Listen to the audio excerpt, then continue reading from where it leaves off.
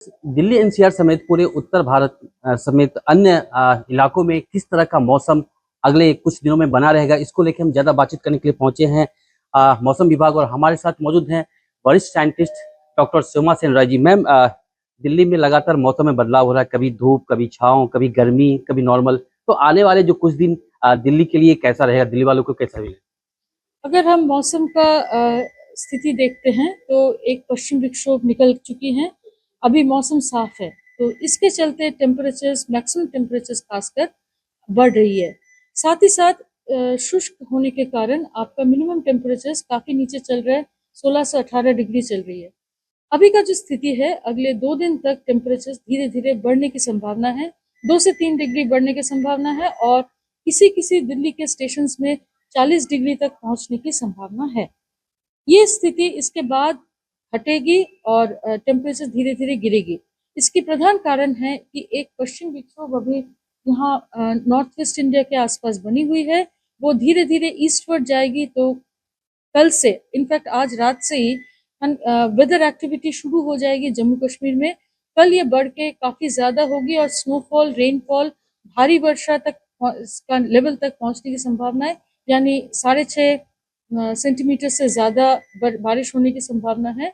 और उसके बाद परसों ये थोड़ा वीकेंड होगी, मगर जितना वीकेंड होगी उसके साथ साथ जितना WD ईस्टवर्ड जाएगी, आपका नॉर्थ वेस्टर्ली विंड्स जो पहाड़ों से आएंगे, वो ठंड हवाएं होंगे, वो आपका पूरा दिल्ली समेत पूरा नॉर्थ इंडिया में टेम्परेचर धीरे धीरे घटने में सहायता करेगी। और जैसे WD हट जाएगी, अगले उससे अगले यानी कि 27 से लेकर 30-31 तारीख तक हमारी उम्मीद है कि मैक्सिमम टेम्परेचर थोड़ा गिरती हुई नजर आएगी। उसके बाद दोबारा बढ़ने की संभावना है। अगर आप देखते हैं कि इस सिचुएशन में हमारा हीट वेव का स्थिति एक दिन के लिए होने की संभावना है, खासकर साउथ वेस्ट राजस्थान और गुजरात के कुछ अंश में आइसोलेटेड पॉकेट्स में होने की संभावना है।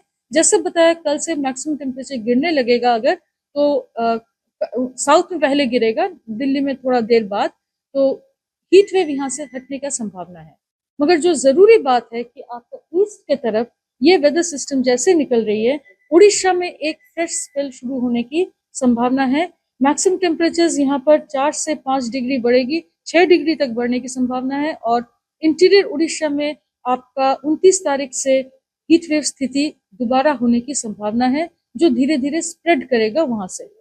यही है मेन हीट वेव का स्थिति। बाकी thunderstorm activity related heavy rainfall आपका थोड़ा बहुत अरुणाचल प्रदेश में रहेगी, और थंडरस्टॉर्म एक्टिविटी स्ट्रॉन्ग विंड्स के साथ कर्नाटका और केरला में रहेगी, और थोड़ा बहुत साउथ महाराष्ट्र, गोवा, साउथ कोंकण में रहेगी। जिस तरह से आपने बताया कि दिल्ली में अगले 48 घंटे तक टेम्परेचर बढ़ेगी, ऊपरी अधिकतम की जो संख्या होती है, उससे लोगों को गर्मी और ज्यादा महसूस हो सकती है।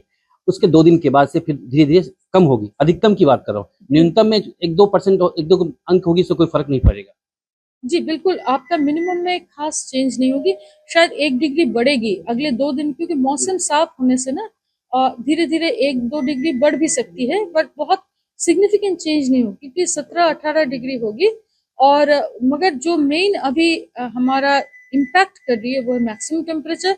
मैक्सिमम टेम्परेचर आपका 40 डिग्री तक पहुंचने की संभावना है कल तक, और इससे लोगों को में काफी डिस्कम्फर्ट पैदा होने की संभावना एक है। लास्ट सवाल मैम, छोटा सा। आपने कहा कि जम्मू कश्मीर में बर्फबारी हो सकती है, स्नोफॉल हो सकता है। उत्तराखंड की बात करें, हिमाचल की बात करें, वहां भी मौसम बेहतर होगा, जिस वजह से वहां की जो हवाएं हैं दिल्ली तक पहुंचेगी, जो 2 दिन के बाद लोगों को राहत दे सकती है। इस बिल्कुल, आपने बिल्कुल सही कहा, मगर आपको समझना पड़ेगा कि सारे एक साथ नहीं होगा। पहले जम्मू कश्मीर में कल, परसों और आज रात से ही शुरू हो जाएगा अगले 3 दिन तक। हिमाचल प्रदेश में भी लगभग उसी तरह से, मगर पहला दिन कम होगा, अगले 2 दिन थोड़ा ज्यादा होगा। उत्तराखंड में 1 दिन 2 दिन के बाद से बारिश शुरू होगा। और हमारा दिल्ली की अगर बात करें तो दिल्ली में खासकर ये जम्मू कश्मीर, नॉर्थ वेस्ट पाकिस्तान से जो हवाएं आते हैं, वही ठंड हवाएं लाते हैं।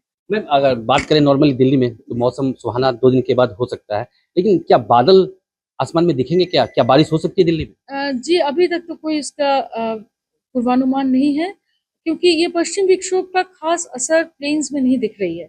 इसमें ज़्यादा मॉइस्चर नहीं है, और जो होगा आपका मेनली पहाड़ी इलाकों में होगी।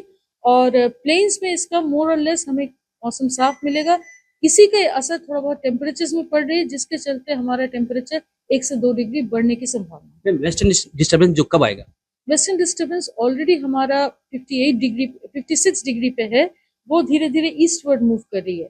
तो इसका असर आज रात से उसके आगे जो कन्वर्जेंस जोन है जिससे एसोसिएटेड क्लाउडीनेस दिख रही है, ऑलरेडी धीरे धीरे जम्मू कश्मीर में आने लगी है।